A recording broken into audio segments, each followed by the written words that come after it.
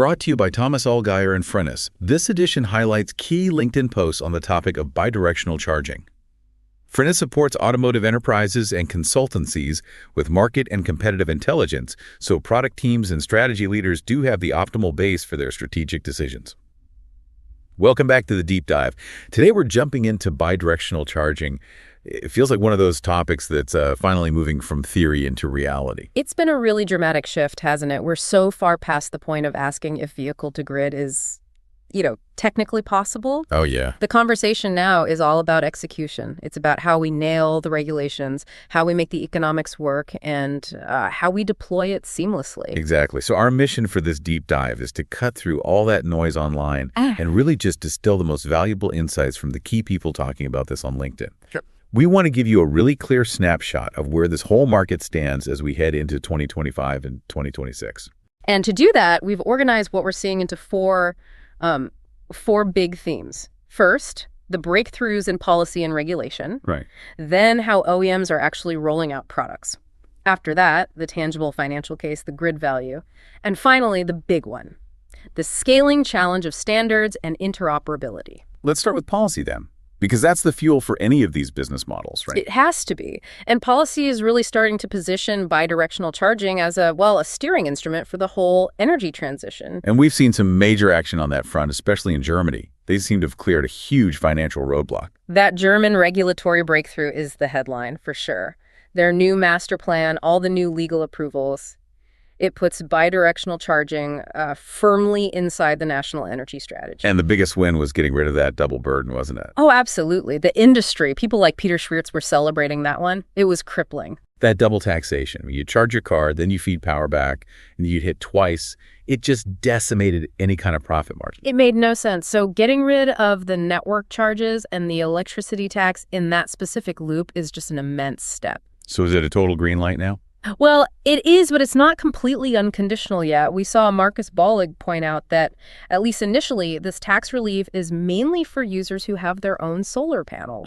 So more vehicle-to-home focus to start. Exactly, a V2H with your own solar. It's a massive step, don't get me wrong, but we still need that clarity for the wider V2G market services. That makes sense. And looking beyond Germany, Job Berger noted that regulators across Europe are exploring these sandboxes and frameworks. Yeah, trying to figure out how to scale V2G without, breaking the grid. And the key to all of it seems to be price signals. It has to be. Christian Clerici, Robin Zolvert, they all emphasize this. You need dynamic tariffs and clear responsibilities. Berger put it perfectly. Without transparent, granular price signals from the market, the vehicle has no idea when its flexibility is most valuable. And the driver has no incentive to even participate. Exactly. And you can see what happens when that's missing. Walter Boltz pointed out that in places like Austria, the policy debates are just. They're exposing all the missing pieces, and it stalls everything. Okay, so that takes us neatly into theme 2, the OEMs and the products themselves. Yeah, flexibility is becoming a core product attribute now. It's moving out of the R&D lab and straight into the dealership. And we're seeing these very integrated home packages. The German premium OEMs seem to be leading the charge, bundling the car, the wall box, the tariff, the app. The whole thing. The whole ecosystem. It makes the business case totally plug and play for the customer. And we have hard numbers now, not just pilot data. Look at BMW and EON. They're offering concrete V2G tariffs. Dr. Liad Milasimon highlighted that customers can get a bonus of up to 720 euros a year. Wow. And what does that mean in real terms? Well, think about your total cost of ownership. That's like getting about 14,000 kilometers of driving for free. That's a game changer for a commuter. It fundamentally changes the TCO calculation. It really does, and Mercedes-Benz is right there with them, launching MB Charge Home in key European markets from 2026.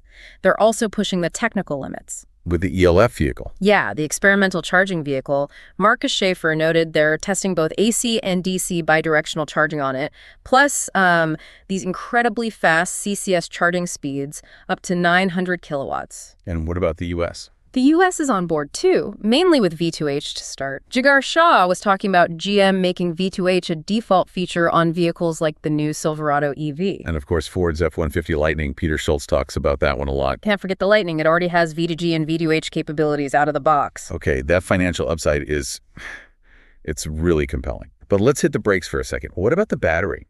The degradation, the warranty questions, Yeah. what are manufacturers saying? That is the critical reality check. And Matthias Speicher gave some great insight on this, specifically about what Akoda is doing for the ENYQ and ELAR-OQ. They put limits on it. They have very specific limits. It's either a 10,000 kilowatt hour discharge volume or 4,000 discharge hours, whichever comes first. And is that a penalty? Or No, not at all. He clarified it's a technical safeguard. It's designed purely to protect the battery and, frankly, to stop people from misusing the car as a 247 stationary power storage unit. so it's about keeping the car. A car, precisely. And he put the numbers in perspective. 10,000 kilowatt hours is enough to cover about 25% of a typical household's energy use for 10 years. Okay, so that's actually quite a lot of flexibility within a clear warranty framework. Exactly. That provides some much-needed clarity. Let's transition to our third theme then, grid value and business models. For our audience, this is the so what, right? Why should you prioritize this now? Because the financial case works on both sides. The driver earns money. We mentioned several €100 a year.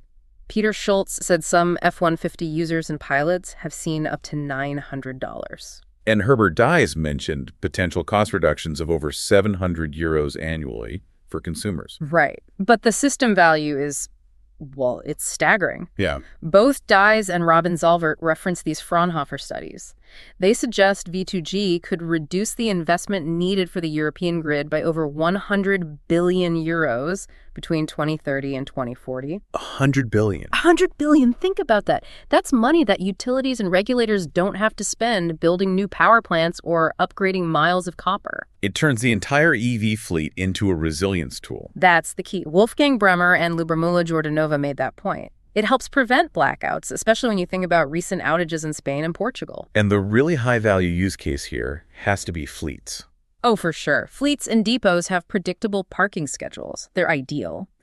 Dennis Heiser discussed the Biflex industry project, which is showing just how much commercial fleets can relieve the grid. And Jen Berger made the point that heavy-duty vehicles will probably adopt this even faster because the TCO benefits are just so high. We're seeing huge real-world tests of this, too. The Zug Alliance in Switzerland, they're using over 18,000 VW Group vehicles for things like peak shaving. 18,000. 18,000. And then you've got the Utrecht project in the Netherlands.